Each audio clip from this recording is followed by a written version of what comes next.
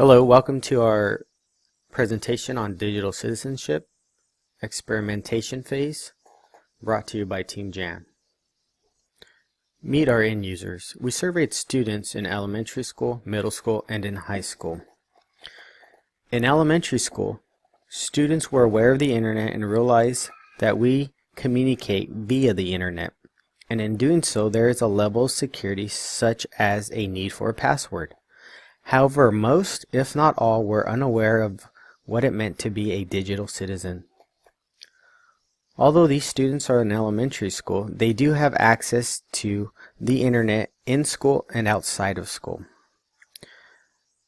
Out of the elementary schools that we did survey, 95% of our students are accessing the internet more than 4 times a week. Middle school. For the most part, the students that were surveyed in middle school initially did not know what the term digital citizenship meant. However, they did have an idea as to what a good and bad citizen may be by identifying themselves and their friends good or bad digital citizens. The majority of students who were taught about being a good digital citizen were taught by their parents or through elementary school. They also mentioned they did not learn about digital citizenship at the middle school level. We also surveyed an online high school. The survey was given to 28 students. Most of them had no clue what a digital citizen was.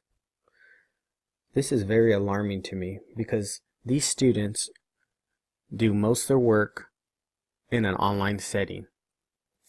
The students that did recognize what an online citizen was and answered most of the survey questions said they had learned about being an online citizen in middle school through their computer classes or a similar process. How do we empower students to be global digital citizens? Well, we would first need to make sure that they do know the 9 facets of being a global digital citizen.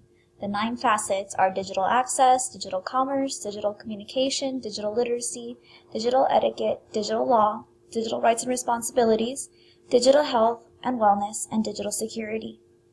In order to do this, we would have them actually teach each other. We would do so through this 5-step process. We would first recruit students, identify students who prove to be student leaders through an application, through an interview, and through teacher recommendations. Following the recruitment, we would have them go through the design thinking process. So on their own, they would research and discover what it means to be a digital citizen, so understand the 9 facets. And they would then brainstorm together to come up with ideas on how to teach or how to distribute this information to their peers. Finally, they would create presentations similar to the one that you were about to see, and then present to students. They would then go back and get feedback from peers and edit their work. Thank you, Andrea, for laying out the outline for our action plan as we are on a quest for our student leaders to teach digital citizenship. In our brainstorm, we created a long list of ways to empower students, and what I'd like to share with you right now is a list from Edutopia of 5 ways to empower students. So it has give your students a voice, give students decision-making power, put yourself in the sandbox, which means put yourself to work with them, right alongside them as they create. 4, encourage meaningful technology use in the classroom. And 5, involve students in real issues. And digital citizenship is definitely a real issue for them, both inside school and outside of school. So taking all that into consideration was what brought us to this action plan of asking student leaders to create podcasts or videos in order to promote digital citizenship on their campus. So I want to share with you a video that we found that we think will serve as a great exemplar for our student leaders in their creation process so that they can produce something along these lines. And we understand this is very high quality, but we just want to share something that was very good.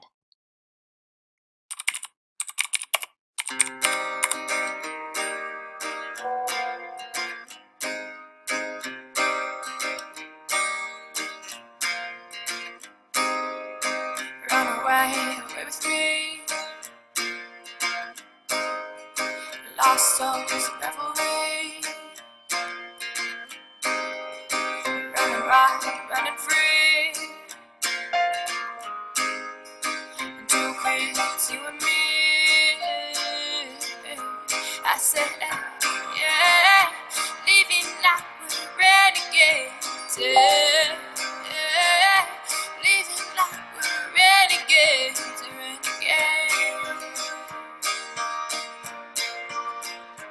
Renegades. Long live the pioneers, rebels and mutineers. Go forth and have no fear. I'll come close to London here. I say, hey, living like we're renegades. Yeah, yeah, living like we're renegades. Have you ever cyberbullied anyone? Have you ever been cyberbullied? Have you ever witnessed cyberbullying? 100% of teenagers answer yes to at least one of those questions. So that means everybody has a part to play to help stop this needless behavior online. Play your part by using stop, block, tell. Stop. Stop and think before posting something online that might be upsetting to someone. Think about how you would feel if you were in their position. Block. If you are a victim of cyberbullying, block and report the person that has been bullying you. Tell. If you think you're being cyberbullied, report the person that's bullying you to a parent, guardian, or teacher. Cyberbullying is not okay. Nobody deserves it, and we can all help to put an end to it. For good.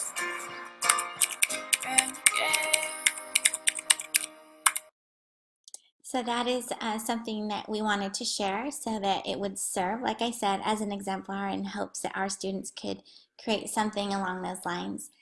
And we found that using that approach would serve to have many benefits. First of all, student engagement would be very high. And secondly, ownership of their learning would be very high as well, as they would be researching and producing. And then lastly, it's a very relevant learning experience to learn about digital citizenship as well as to teach it to their peers. And probably the greatest benefit of all for us teachers is that we realize that the greatest resource of all in our classrooms are our students, and they should always be the driving force of instruction. So with that, thank you for listening to our prototype and our idea of how we would teach digital citizenship in a way that we could empower our students to become model digital citizens of the 21st century. Thank you so much.